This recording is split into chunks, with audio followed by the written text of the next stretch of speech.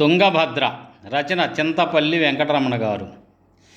పశ్చిమ కనుమలలో పుట్టి తుమ్మలను దాటుతూ తుంగలరెల్లును తాకుతూ తుళ్ళి తుళ్ళి వచ్చే తుంగా చిక్మగ్లూర్ ప్రాంతంలో చిన్నదిగా జన్మించి తూర్పుగా ప్రవహిస్తూ భద్రమవుతున్నది భద్రగంగా.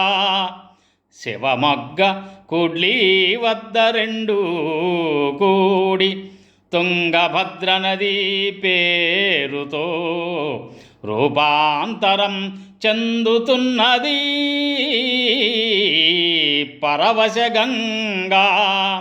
కర్ణాటక నుండి ఆంధ్రాలోకి ప్రవేశించి సంగమేశ్వర సమీపాన ఉపనది అవుతూ ఉపక్రమిస్తూ కృష్ణానదిలో గలగల ధ్వనులతో కలుస్తూ చేస్తున్నది కన్నుల పండుగ, కన్నుల పండుగ.